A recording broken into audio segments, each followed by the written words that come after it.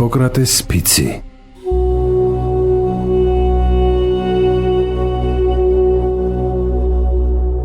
ფიცავ აპოლონ მკურნალსა, ასკლეპიოსსა, ჰიგიენასა და პანაცეას და ყველა ღმერთსა და ქალღმერთსა, მოწმეება თუ რაცხრა მათ, რომ კეთილსინდისიერად, ჩემის ძალღონისა და ჩემის მიხვედრილობის შესაბამისად, აღვასრულო ქვემორე აღთქმა და წერილობითი ვალდებულება. ვინ შემასწავლა მკურნალობის ხელოვნება, ჩემი მშობლების თანასწორად მივიჩნიო იგი. გაუნაწილო მას ჩემი მონაგარი და საჭიროებისას შევეწიო გასაჭირში. მისი შთამომავალნი ჩემს ძმებად მივიღო და ეს ხელოვნება, თუ კი ისინი მის დაუფლებას მოისურვებენ, შევასწავლო უსასყიდლოდ და ყოველგვარი პირობის გარეშე. რჩევა და რიგებანი, ზეპირი გაკვეთილები და ყოველივე დანარჩენი მოძღვრებისა, ვამცნო ჩემს ძეთ ჩემი მასწავლებლისა და მოწაფეებსაც, რომელნიც შეკრულნი არიან ვალდებულებითა და ფიცითა საექიმო კანონისა და კვალობაზე და არავის ვამცნო სხვას.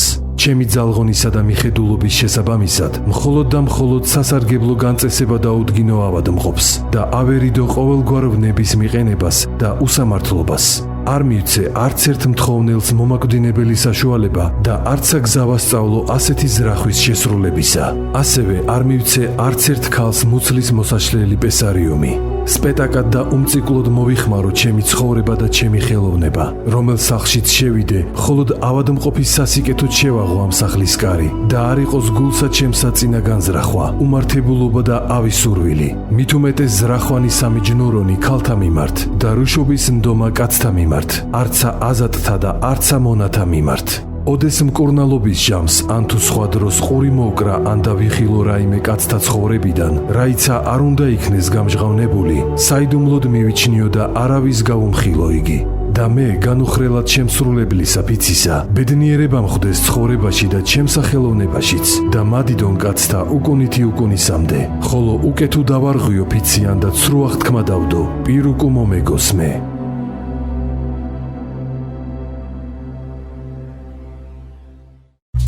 ეთერშია დილის გადაცემა ვიტამინი.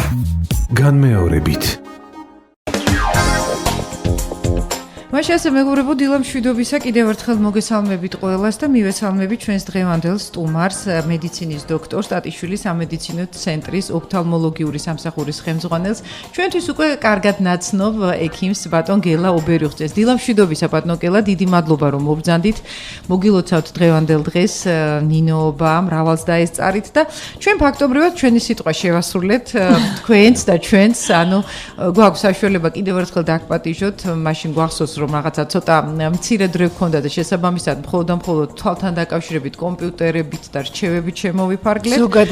ზოგადი საუბარი ქონდა ნამდვილად და ზოგადი.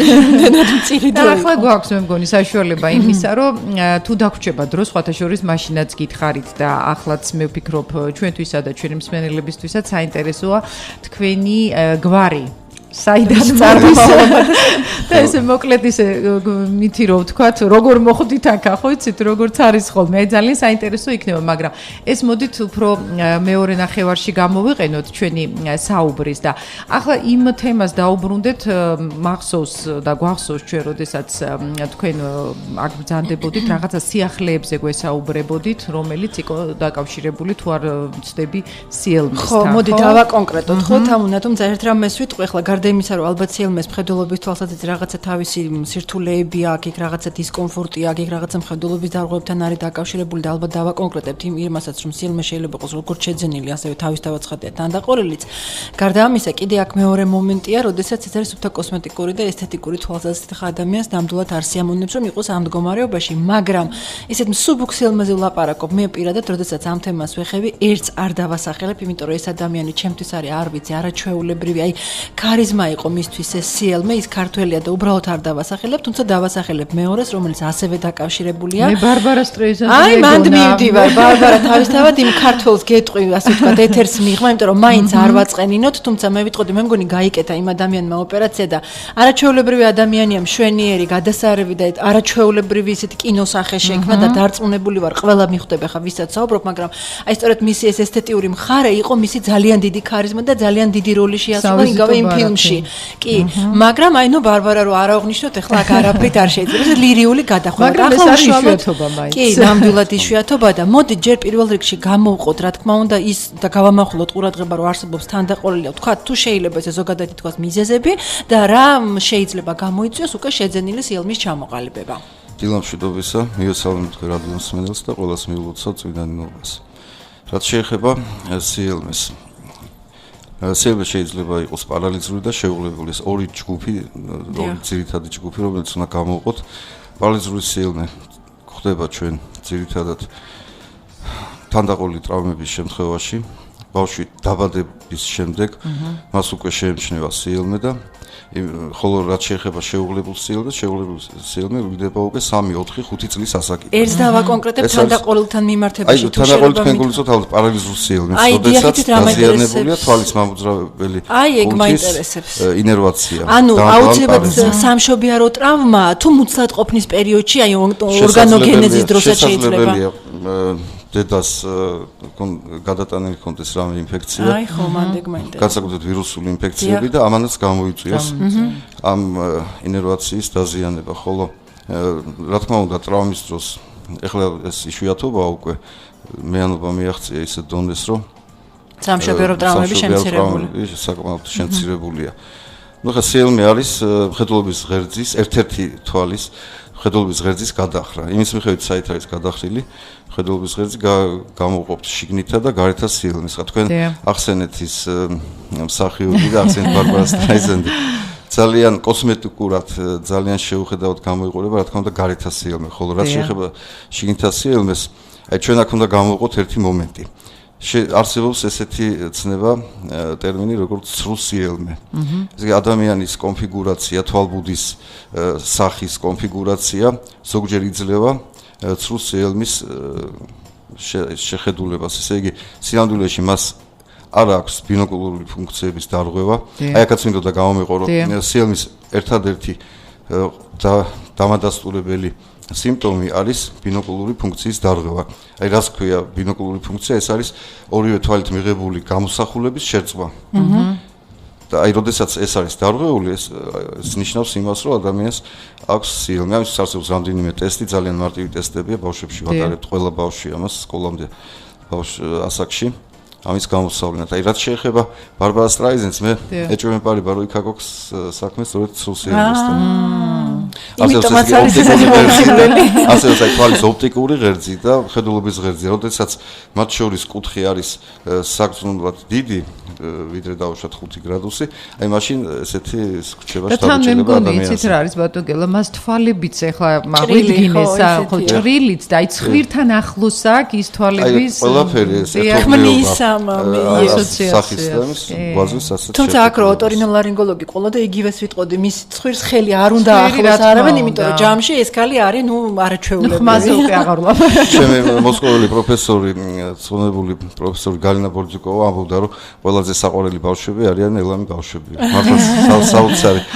და როცა უკვე ჩვენ მივდივართ ოპერაციაზე და ვინახავთ იმ სურათებს, რომ რა თქმა უნდა მას არ ვაქვეყნებთ და ეს, მაგრამ ჩვენთვის ვინახავთ, იმიტომ რომ ეს ბავშვი მართლა ძალიან საყვარლები არიან და ძალიან და ბატონგელა თუ ეს ოპერაცია დაუშვათ ჩატარდა და გამოსწორდა ყველაფერი, არის საშიშროება რომ მე კიდე განმეორდეს თუ უკვე არ არსებობს? აი სიელმის საერთოდ კურნალობა იმდენად კომპლექსურია და აი მრავალ ხრივი რომ მან იმის თქმა რომ ერთი ოპერაციით ჩვენ მივახცევთ შედეგს ძალიან ძნელია.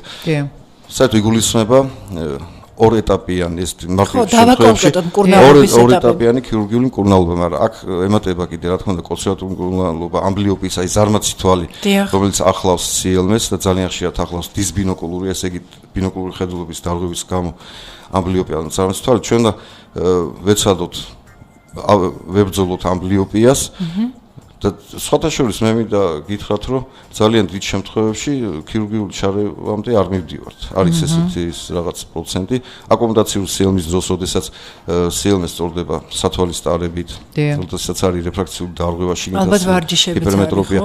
თვითონ აკომოდაციურ სიელმე უკვე გულისხმობს იმას, რომ სათვალის დანიშვნის შემდეგ თვალი სწორდება და ბინოკულური ფუნქციის აღსადგენად ჩვენ დახმაროთ სპეციალური ვარჯიშებია. Ну, ადრე იყო სინოპტოფორი, ხა უფრო წინ წავიდა ტექნოლოგიები, შემოვიდა სპეციალური პროგრამები, ორთოპტიკა, კომპიუტერული პროგრამა და ბავშვს უკვე შეუძლია 4 წლიდან, რა დღეს ვითარდებიან ეს ბავშვი, მაგრამ 3 წლიდან შევძლებთ იმას, რომ ბავშვმა აუცილებლად დაიჭიროს და ჩაიტაროს ეს მკურნალობა. ასაკობრივი შეზღუდვა თუ არის, ანუ რის თქმა მინდა, როცა ქირურგიული მკურნალობა არის აუცილებელი ბავშვებში, რაც უფრო პატარა ჯობია თუ პირდაპირ პარალიზური სიელმის დროს ქირურგიული ჩარევა 2 წლიდან.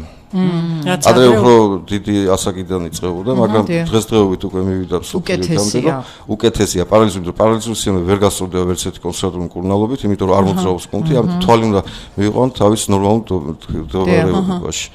და 2 წლიდან შეიძლება პარალიზური სიელმის დროს. რაც შეეხება შეუღლებულს, უკვე იქ იწყება ოპერაციები 4-5 წლიდან. ჩვენი მიზანია, რომ ბავშვი სკოლაში წავიდეს სიელმის გარეშე. ეს ფსიქოემოციური ტრავმა ძალიან მოქმედებს მის ჩამოყალიბებაზე და გვინდა ავარიდოთ ამ ტრავმას. მოდით შეძენილ სიელმეზე ვისაუბროთ უკვე მოზრდილ ასაკში და რამდენად ექვემდებარება ხო ეს მკურნალობა. მოზრდილ ასაკში, ზრდასრულ ასაკში, დიახ. Ну, რა თქმა უნდა, არის ის შემთხვევები, არის ნევროლოგიური რაღაცა დაავადებები შესაძლებელია, ხო, რომელიც ან თვალის ტრავმით გამოწვეული, ან რაღაც სხვა დაავადებებით, თვალის დაავადებებით, ოდესაც დააკლდება მხედველობა და შემდეგ უკვე ყალიბდება სიელმე. Ну, აქ ლაპარაკია კოსმეტიკაზე. დიახ. ანუ ექვემდებარება მაინც ეს ყველაფერი. რა თქმა უნდა, კეთდება ქირურგიული, აქაც არ არის 100%-იანი გარანტია ერთი ოპერაციით, თქვენ ბოლოს როდესაც იყავით ჩვენთან გითხარით რაღაც თუ არ ვწდები დისერტაცია თუ რაღაც ახალ თემებზე საუბრობდით თქვენ, რომელიც ვთქვით რომ შემდეგ გავაჟღერებთ თუ ამას შემდეგ. დისერტაცია არა, ეს არ შეეხება დისერტაციას. მე სხვა მაშინ მაგ ტრავმებში მაგ დაცული დისერტაცია. მე ვთქვი რომ არის ახალი მიმართულებები. ბოტოქსით სიელმის მკურნალობა, მაგრამ ეს ისეთი თემა, რომელსაც უნდა ძალიან თხილი მიდგომა, იმიტომ რომ კეთდება ბოტოქსის ინექცია თვალის მამოძრავებელ კუნთში. ფაქტობრივად ეს არის მინი ამბულატორული ოპერაცია და დასავლეთში ევროპის წამყვან ქვეყნებში, როგორც გერმანია, საფრანგეთი მიღებული აქვს ძალიან კარგი შედეგები, მაგრამ აქ უნდა გავითვალისწინოთ, რომ შეიძლება ბავშვს დაჭირდეს 1-დან 8 ინექციამდე. მე მოსმენილი მაქვს მოხსენება, სადაც 8 ინექცია დაჭირდათ. ამას უნდა ძალიან დიდი მოთმენა მშობლების მხრიდან გაგება. ეს ინექციები რამდენად მტკივნეულია? ინექცია ფაქტობრივად არ არის მტკივნეული, მაგრამ ბავშვთან ყოველი манипуляცია თვალთან დაკავშირებულია ნარკოზის გარეშე არ შეიძლება. მაგაზია ეს ყველაფერი, რომ მაინც ჩვენი მენტალიტეტი ყველა ელის რაღაც დიდ შედეგს, ну, ქირურგიული ჩარევით, მაშინ უფრო სწრაფი შედეგია. რაც შეეხება აქ ცოტა დროაშია გაჭრია, მაგრამ შედეგი არის და მე იმედი მაქვს, რომ საქართველოში ეს მეთოდი დაინერგება. და პოსტოპერაციული პერიოდები და რეაბილიტაციის პერიოდი რამდენად ხანგრძლივია და რთულია და ადვილად გადასატანია თუ არა, იგივე გინდაც ბავშვისთვის, გინდაც მოზრდილისთვის. აი რამე თქვათ უნდა შეასრულოს ადამიანმა ამის შემდგომ თქვათ არ უნდა დატვირთოს თვალი. თუნდაც იგივე სათვალე საჭიროა თუ არა მერე. რა თქმა უნდა, ბავშვებში მე იმიტომ ვთქვი, რომ მარტო ქირურგიით არა, მაშინ მარტივი იქნებოდა გაკეთდეს ეს ოპერაცია, მაგრამ ასე არ ხდება. როცა არის რეფრაქციული ანომალია, მიოპია ან ჰიპერმეტროპია, აქ აუცილებელია სათვალისმიერი კორექცია და ისე იმ ვარჯიშების ჩატარება, რათა აღდგეს ბინოკულური მხედველობა. ჩვენ თუ კოსმეტიკურად მივიღეთ მარტო ეფექტი, ეს არ არის განკურნებული სიელმე, არა, ჩვენ უნდა ჩამოუყალიბოთ სტერეოსკოპიული მხედველობა, როგორც ჩვენ გაგვაჩნია. აი მაშინ უკვე ჩვენ ვამბობთ, რომ მივახციეთ აბსოლუტურ მიზანს. და ანუ აკრძალვები არის რაღაცა პერიოდის განმავლობაში. ჩვენ 16 წლამდე გვინდა ეს ყველაფერი, რომ სანამ ბავშვი გახდება დასრული. შემდეგ უკვე სათვალისდან ყველაფერს თვითონ გადაწყვეტავს. ხო, და იგივე პოსტოპერაციულ პერიოდში რამდენ ხანში აქვს თქვა კითხვის უფლება, ტელევიზორის ყურების უფლება თუ რაღაც? ძალიან ინდივიდუალურია. გააჩნია შიგნითა სიელმე, გარეთა სიელმე. გარეთა სიელმის ოპერაციის შემდეგ ჩვენ პირიქით ვაძლევთ დატვირთვას. მეცადინობის და ყველაფრის უფლებას ვაძლევთ უკვე ერთ კვირაში. რაც შეეხება შიდა სიელმეს, ვცდილობთ რომ ბავშვს ოპერაცია გაუკეთოთ არ დადაგების პერიოდში, რათა მოხსნათ ნებისმიერი თვალის დატვირთვა. და სტატისტიკა როგორია? ხშირია მომართვიანობა, მოიმატა დაიკლო სიელმეთან თანდაყოლილმა სიელმემ. მე მგონი სიელმეს დაახლოებით სტატისტიკა უნდა იყოს 3%. სიელმის ასე დავადებოდიდან 3% და მომატებას მე ვერ ვიტყოდი. ან შეიძლება მე მაგალითად მიმაჩნია, რომ დღესდღეობით კონსერვატულმა მკურნალობამ კომპლექსურმა მიდგომებმა იქამდე გამოვიყო თავის შედეგი. და უფრო ნაკლებად რომ მივიდეს ოპერაციამდე საქმე. ბატონო გელა, თქვენ სანამ მობრძანდებოდით, ჩვენ მანამდე ასე თქვა ანონსი ქონდა იმის შესახებ, რომ თქვენ მოხვიდოდით და იცით როგორი შეკითხვები, ასე თქვა, წამოვიდა თქვენი მისამართით. აი დავუშვათ ორსულებთან დაკავშირებით. აი ხა დღევანდელ დღეს ფაქტობრივად როდესაც მინუსი, მოდი ესე ვიტყვი, ხო? მინუსი აქვს, ყოველთვის კეთდება საკეისრო კვეთა და აი ეს დავუშვათ ეს დაგეგმილია თუ არის დავუშვათ მინუსი აუცილებელია რომ გაკეთდეს ეს საკეისრო თუ არის დავუშვათ საშუალებები იმისა რომ მოგახსენეთ აი რა ხდება მინუსის დროს აი ძალიან მარტივად რო თქვა მინუსი ნიშნავს თვალის სიგრძის მატებას ეს კი თვალი არის ზომაზე მეტი როდესაც თვალი იზრდება ბადურად ხელდება ამიტომ იმის მიხედვით ამ გათხელებამ თუ გამოიწვია რამე პროცესი დისტროფია მაშინ რა თქმა უნდა მშობიარობა წარმოადგენს ფიზიოლოგიური მშობიარობა საშუალებას წარმოადგენს რომ არ მოხდეს ამ ბადურის გარღვევა და ჩამოშლა აი ამიტომ ყველა მშობიარემ უნდა გაიაროს ის ვისაც ანანიზის მიოპია გააჩნია სკერის ბადურის გამოკვლევა. ანუ ეს ხდება ეს ყველა პოლიკლინიკაში და ყველა იმაში არ ხდება, იცით, ხდება სპეციალიზებულ კლინიკებში, სადაც არის ამის სპეციალისტი და რომელიც ლინზით დაათვალიერებს ბადურის პერიფერიას. ეს ყოველ შემთხვევაში შეიძლება აი ესე დაბალ მინუსებზე, -1-ზე, 2-ზე შეიძლება 3-ზეც არაფერი ისეთი არ იყოს, რომ რამე მე მახსოვს, აი პირდაპირ, როდესაც გავდიოდით მეანობა კინო მიმუშავე, აი საკეისრო კვეთებს აქ თავისი ჩვენებები, თავის დავაცხადია, -5, -6 უკვე იყო პირდაპირი ჩვენება საკეისრო კვეთის. მოდით ახლა იგივე შორზე მინუსი გავავსმოთ, ეს არის ახლომხედველობა. შორსხედველობის შემთხვევაში რა ხდება?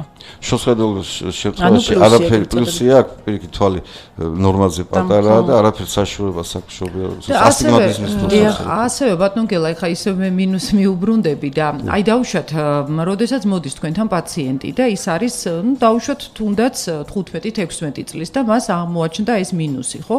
შემდეგ აი რამდენად პროგრესირებადია, ან როდის ჩერდება საერთოდ, ან საერთოდ ჩერდება თუ არა, აი ამასთან დაკავშირებით დავუშვათ, იმიტომ რომ ხშირად არის ხოლმე, რომ აი მშობიარობის შემდეგ შესაძლებელია მოიმატოს, ან მსგავსი, ასე ვთქვათ, კითხვები და პასუხი, აი თუ შეიძლება ჩამოგვიყალიბოს, წარმოდგენა რომ მშობიარობის შემდეგ მხედველობა დამაგრდა ასე შემდეგ ეს ცუდად სუბიექტივიზმია თვალი ადამიანის ორგანიზმის ზრდა მთავრდება ჩვენეთ 18 წლის სათანადოდ მთავრდება თვალის ზრდა ჩვენ ველოდებით ამ პერიოდს 18 წლის შემდეგ პროგრესირებას უკვე აღარ განიცდის მიოპია იმიტომ ჩერდება ერთ დონეზე და დათუ მაინც მოხდა დაუშვათ აი მისი ძალიან იშვიათობაა რომ სასურველი ორგანიზმში უკვე წავიდეს კიდე მინუსის მატება უფრო ხშირად გამოკვლევა არ არის სათანადოდ ჩატარებული და რაღაც დიდი ინტერვალის შემდეგ გონიათ რომ ამინუსმა მოიმატა. და სინამდვილეში თავდაპირველად არ იყო ნუმერაცია მინიჭება ჩვენ 18 წლის ასაკში.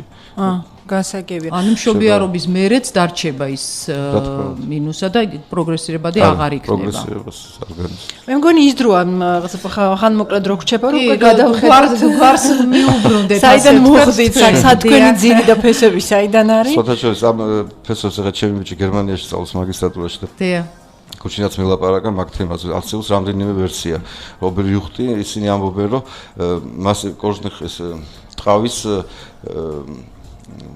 ქართულად მასზე როგორ არის ოსტატი ტყავის ოსტატი ესე ითარგმნება ეს მაგრამ არსებობს კი სხვა ვერსიები რომ გადარუსებული ვარიანტი ეს ჩვენი გერმანელები როგორც ჩამოსახლებულები არიან 200 წლის წინ რუსეთში იჟევსკში აი მაგით აშენებულია იარაღის ქარხანა და ასე შემდეგ. ჩვენ მოვდივართ იქიდან. ახლა ჩვენ ვეძებთ არქივებში, მაგრამ გავჩერდით ჯერ ბაბუაჩემის მამის იმაზე გავჩერდით ანდრია და არქივში ეძებენ რომ ზუსტად დადასტურება მივიღოთ იმისი რომ ჩვენი წარმოშობა გერმანული. და ბაბუოსთან დაკავშირებით გასაგებია და ბებია ბებია რუსი. ბებია მამის მხრიდან რუსი და ისე ლეკიშვილით უფრო ვიცნობ საქართველოში, იმიტომ რომ ოფთალმოლოგიაში მუშაობდი 16 წელი. თვალის მიკროქირურგიის ცენტრი ოფთალმოლოგიაში. ჯავრიშვილის. და ყველა ვიცნობდა ლეკიშვილად. და ეს ლეკიშვილი ლეკიშვილი დედის გვარია. ანუ დოკუმენტაციით თქვენ ხართ ლეკიშვილი თუ ობერიუხტინი? არა, მე ვარ ობერიუხტინი, ინსტიტუტში კურსზე მიცნობე როგორც ობერიუხტის, მე მოსკოვში მე მომიწია დედის გვარზე გადასვლა.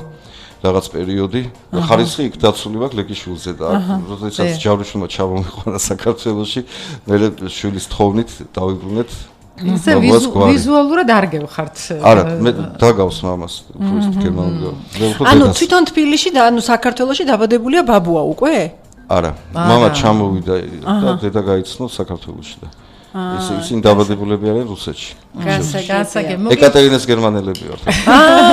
გასაგებია. ესე იგი, ბატონგელა, ბოლოს რა თქმა უნდა, ისევ რჩევებს მიუბრუნდებით, ანუ რა უნდა გავაკეთოთ, როგორ უნდა მოვიქცეთ, რომ რაღაცნაირად ეს ჩვენი თვალი ჯანმრთელად გამოიყურებოდეს, თუნდაც ღრმა მოხუცებამდე. რა უნდა გავაკეთოთ ამისთვის? მე მგონი ყველაზე კარგი რჩევა იქნება ჯანსაღი ცხოვრების წესი. მხედველობის დატვირთვის ჰიგიენური რაღაც ნორმების შესრულება. აი მეცინება რომ მოდის ვინმე და მეუბნება, იცით რა 12-14 საათი ვზივარ კომპიუტერთან და მეღლება თვალები და მე პასუხობ რომ ძალიან კარგი რომ გეღლებათ, რო არ დაგიყავთ, მაშინ უნდა გქონდეთ დაიცავით რეჟიმი ყოველ ნახევარ საათში ერთხელ კომპიუტერთან გავაკეთოთ 5-10 წუთიანი შესვენებები. ალბათ ის ხელოვნური ცრემლი. აი ხო, ხელოვნური ცრემლზე ძალიან მინდოდა მეკითხა რატო? იმიტომ რომ ამას მართლა უნდა შერჩევა ექიმის მიერ თუ ნებისმიერ ადამიანს შეუძლია იყიდოს და ხო, არ არის საჭირო რეცეპტი, რისთვის გჭირდება ხელოვნური ცრემლი? იმისთვის რომ კომპიუტერთან როცა მუშაობთ, ჩვენ ხამხამისის ინტერვალი მეტი ხდება, თვალი შრება, ან ხდება გამოსხივების მონიტორის. ამისთვის ნებისმიერი ხელოვნური ცრემლის მაგარი პრეპარატი კარგი სმეცი. რა თქმა უნდა, არ ვასახელებთ ახლა პრეპარატებს, მაგრამ ეს ნებისმიერი რა იყიდოს, არც ერთი ზიანს არ მოუტანს, ხო? აი ძალიან კარგი. ლინზებთან დაკავშირებითაც გითხარით ორიოდე სიტყვა, აი დავუშვათ ვინც ხმარობს ათვალეს, აი იგივე კომპიუტერთან, მე მგონი არ უნდა კონდეს პრობლემა, ხო, რომ ლინზებით. ლინზები ახლა ისეთი პროგრესია ლინზების ტექნოლოგიებში, რომ რაც ადრე არ შეგვეძლო, ჩვენ ასტიგმატური ლინზები და ეს რაღაცები არ არსებობდა, იძულებულები ვიყავით მარტო სათვალის გამოვწერთ. ეხლა უკვე შემოვიდა შვეიცარიიდან შემოვაქვთ საქართველოში ძალიან კარგი ხარისხიანი კონტაქტური ლინზები და პაციენტს არ აქვს პრობლემა არც შორს ხედვაში, არც კომპიუტერთან მუშაობაში, წერა-კითხვას შეუძლია ლინზებში. თუმცა მე მაქვს მოსმენილი ერთი აზრი, რომელიც მე ვფიქრობ, რომ ალბათ არ არის სწორი და მცდარია და აი გამისწორეთ ახლა რომელი უფრო მართალია. ვინც ვერ იგუა ეს ლინზები და ატარებს სათვალეს, ეს რაღაც ისეთი მომენტი იყო ცოტა. იძახს რომ როგორ შეიძლება ლინზების ტარება, ის ხომ მაინც თვალსაც აღიზიანებს, ზედ მხედველო არა, ხელოვნური იქეთ იყოს, ზედ თვალთან კონტაქტი აქვს და შეხება და რა თქმა უნდა, განსაკუთრებით აი მინუსის იგივე ახლომხედველობის შემთხვევაში, მე ვიცი რომ ლინზები რაც არის თქვა სათვალის შემთხვევაში იმაზე ნაკლები ინიშნება ნომრით ლინზები და უფრო აზარმაცებს თვალს და ნუ მოკლედ კატეგორიული მოწინავე. ხო მცდარია ეს აზრი. მცდარია. ჯესეთი ვთქვათ ის რომ დღეს გამოვიდა უკვე ესეთი ჟანგბადის გამტარიანობის ესეთი ლინზები, რომელიც აბსოლუტურად არავნებს თვალს. ეს ერთი. მეორე მომენტი. როგორ შეიძლება მინა, რომელიც რაღაც მანძილზეა, დისტანციაზეა თვალიდან, უფრო კარგად ახდენდეს კორექციას, ვიდრე ლინზა, რომელიც მოეფინებოდა მთლიანად ასწორებს ქოვანის ხარბის.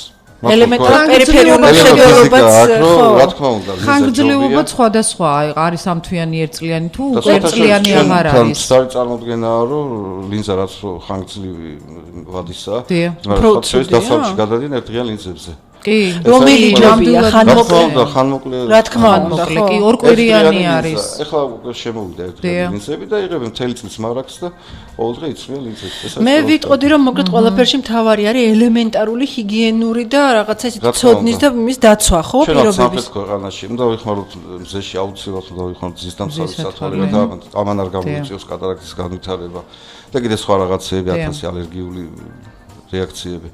ჩვენ დავიცვათ რეჟიმი მხედველობის დატვირთვის დროს და იქნება კვებასთან დაკავშირებით, აი რო ამბობენ თევზი კარგია თვალისთვის, რამდენად მართალია? რა თქმა უნდა, თუ ზოგადად თევზი ყველაფრისთვის კარგია, რომელიც თვალისთვის და როდოფსინის წარმოშობის და იმის ძალიან კარგია, მაგრამ ყველაფერში არის ზომიერება, მე მგონი. დიახ. თავი რეცეპტი არ არსებობს, მოკლედ რომ აი მიირთვით დავუშვათ უნდა თევზი და თვალზე პრობლემა არ ექნება. ესეთი ორგანოა, რომელშიც გამოვლინდება ნებისმიერი ადამიანის დაავადება, იქნება ეს ჰიპერტონული დაავადება თუ დიაბეტური ცვლილებები. ამიტომ ჯანსაღი ცხოვრება და ზოგადად ჯანმრთელობა მოგცემს მხედველობას ხანგრძლივ ასაკამდე. თუმცა გენეტიკასაც აქვს ალბათ თავისი მნიშვნელობა, ხო? გენეტიკასაც აქვს. და სათვალისთან დაკავშირებით ალბათ ჩვენ მაშინ ვისაუბრეთ, მახსოვდა თქვენ აღნიშნეთ, რომ აი 40 წლის ზემოთო თუ პირიქითო არ დაგაყდა ისო უფრო წვდიაო, ხო? საშიშია. საშიშიაო. გასარკვევია რატო არ ჭირდება. მაგრამ მე ვიცი ადამიანები, ჩემი კლასელები, რომ დღესაც ჯერ არ ჭირდებათ სათვალე, მაგრამ მე გამოვიკვლიე და დავწუნდი, რომ მას ნამდვილად არ ჭირდება. აი რა კაია მეგობარი ოფთალმოლოგი თვითონ ზრუნავს შენს ხედველობას. თუმცა არსებობენ ისეთი მოხუცებიც არა, ბატონოგელა, აი შემდეგ რომ ნემს როდესაც ძაფს რომ მაგ მოხუცებზეა სწორედ ლაპარაკი, რომ მან იწყება მიოპიზაცია ბროლში რაღაც მომენტებში ბროლი იცვლის თავის ფორმას, ფაკოსკლეროზი ქვია ამას, ან რაღაცა ნაწილობრივი კატარაქტა და აი ამის გამო სულ არ არის საამაყო ეგ ამბავი ხო, რომ ამას აქ ამას შორს უკეთეს ხება. მე ვფიქრობ, რომ ძალიან ბევრია ისევ და ისევ კითხვები, ხა მე არ ვიცი რამდენად შევხვდები ჩვენ ამ მიკროფონთან კიდევ ერთხელ, მაგრამ დღევანდელი საუბარი ნამდვილად იყო მრავლის მთქმელი, მრავლის მომცველი და მშობლებს მოუწოდებ ნამდვილად, რომ ნუ იცდიან დიდასაკამდე, მიაქცენ ყურადღება საკუთარ ბავშვებს, შესაბამისად დაუჯერონ ექიმს, თუ ამ ყველაფერს ერთჯერად ჩარებას არ ექნება სწრაფი შედეგი, გაითვალისწინონ, რომ ამას ყველაფერს დრო სჭირდება, მოთმინება სჭირდება. 3 წლის ასაკში და სკოლამდე. 3 წლის ასაკში და სკოლამდე. და ზოგადად შემდგომ როცა პრობლემა არ აქვს პროფილაქტიკური გასინჯები რა უნდა ჩაამდენად 15 წლის ასაკში და ზასწრული ერთი კიდე. და წელიწადში ესე ერთხელ ყოველთვის არ არის საჭირო, ხო? და ისიც მართალია ალბათ, არა ბატონგელა ამბობენ ხოლმე რომ როდესაც მინუსი არისო სიბერეში მე შეიძლებაო, ასე ვთქვათ, ნელ-ნელა მინუსი იკლებს შემდეგ. იკლებს. პრეზიდენტია რო იწება ხო? ყუილია. ჯერ ყველაფერი წინ არის ეკა და ეს სიბერი არ მოსულა. სიბერი არ მოსულა. მოკლედ ძალიან დიდი მადლობა მინდა გადაგიხადოთ რომ მობრძანდით. მე იმეც ვიტოვებ რომ ჩვენ ისევ შევხვდებით ერთმანეთს. თქვენ ახლა ახსენეთ აი ეს ბოტოქსის სიახლეები და ალბათ თუმცა მე ბოტოქსი რაღაცა სხვა დანიშნულებით გქონდა გაგონილი. მე სხვა დანიშნულებით ვიცოდი და ალბათ ნუ ზოგადად ახლა ყველაფერი წინ მიდის როგორც თქვენ აღნიშნეთ და შესაბამისად შესაძლებელია კიდევ და კიდევ ახალი რაღაცები გამოჩნდეს. პირველი ნაბიჯებია და საინტერესო იქნება უკვე შემდგომში შედეგი. ხო და აი მე უკვე როდესაც შედეგები გექნებათ ბატონოგელა შეგიძლიათ მობრძანდეთ და აქ უკვე შედეგების თაობაზე გვექნება საუბარი. ძალიან დიდი მადლობა მობრძანებისთვის. მე კიდევ ერთხელ შევახსენებ ჩვენ მსმენელებს მედიცინის დოქტორი ტატიშვილი სამედიცინო ცენტრის ოფთალმოლოგიური სამსახურის ხელმძღვანელი ბატონი გელა ობერიუხწინიკ სტუმრობდა. ამასობაში აი ესე ნელ-ნელა მიიწურა ჩვენი დრო, რამდენიმე წუთში უკვე საინფორმაციო გამოშვებას მოусმენთ, ხოლო შემდეგ გექნებათ საშუალება, რა თქმა უნდა, კვლავ არჩეულებრივ მუსიკას მოусმინოთ. მე ადრეც გითხარით, თქვენ ღამე არ მქონია სხვაჩვეულ საშუალება, რომ მომესმინოთ თქო პირველი სამედიცინო რადიოსთვის და ღამე არაჩვეულებრივად ხარისხიანი ძალიან კარგი მუსიკა ჟღერს, ასე რომ ყველას გირჩევთ, რომ მოусმინოთ არა მარტო დილით, არამედ საღამოსეც და ღამეს. მოკლედ ერთგულად იყავით ჩვენს გვერდით, ჩვენ კი ვეცდებით მაქსიმალურად ხვალ დილით 9:30-ზე, რა თქმა უნდა, ტრადიციულად მოვალთ, დაიწყება დილის გადაცემა ვიტამინი და ეკა ხოსიაშვილი და თამუნაბოჭორიშვილი ბედნიერ მშვიდობიან, ლამაზ და საინტერესო მართალია წვიმიან კვირას პირდებიან სინოპტიკოსები, მაგრამ მიცოდეთ, რომ დილის ვიტამინი აუცილებლად მოგეხმარებათ კარგი გუნება განწყობილების შექმნაში. მომავალ შეხვედრამდე.